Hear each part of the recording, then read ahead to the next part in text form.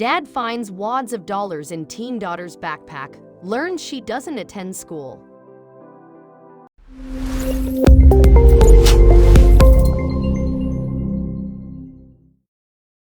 But before we start, please take a moment to give this video a like, subscribe to Happy World, and hit the bell so you'll never miss these great stories.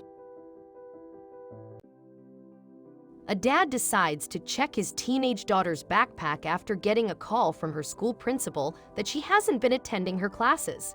To his surprise, he saw wads of cash inside bundled up with rubber bands.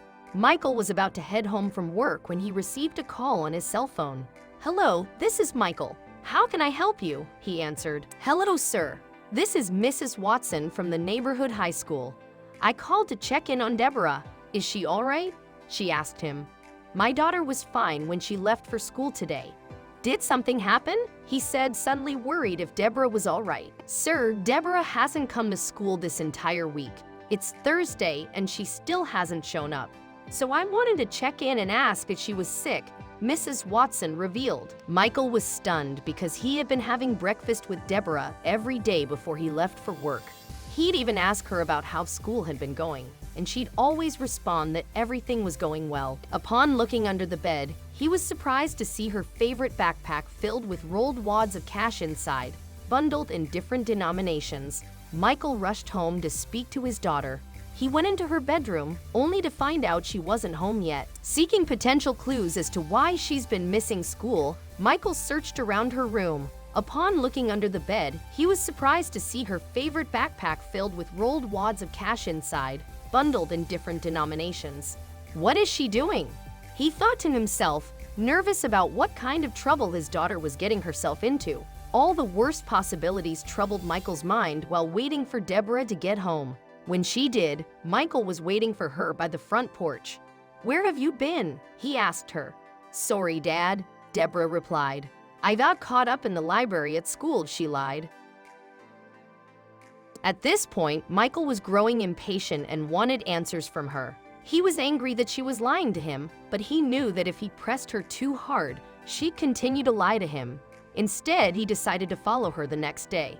When they ate breakfast together, Michael pretended to believe that Deborah had been going to school as usual. Before she left that day, he told her to have a great day. Michael followed a couple of meters behind Deborah when she began walking.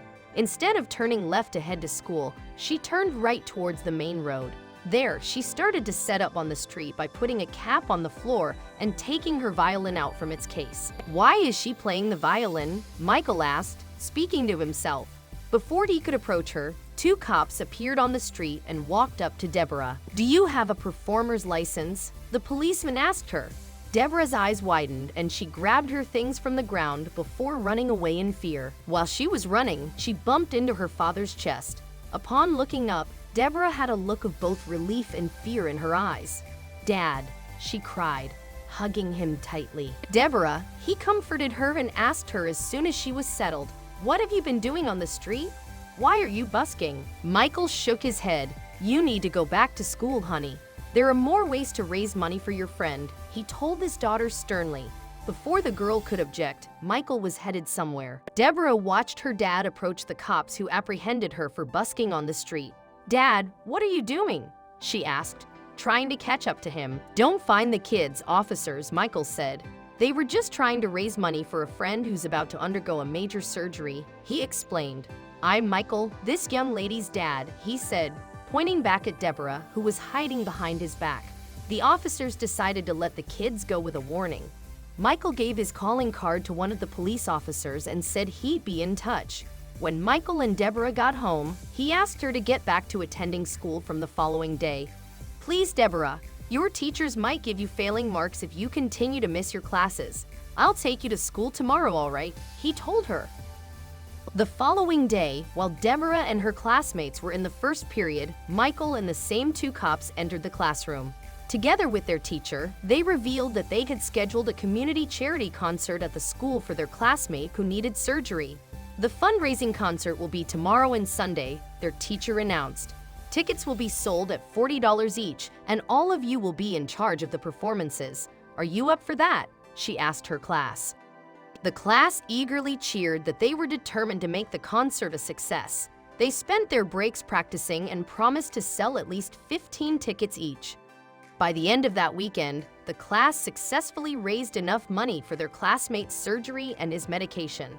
He underwent the procedure the day after the concert, and they all visited him after school. Michael was scheduled to pick up his daughter from the hospital on the way home from work. As she left the building, she had a big smile on her face.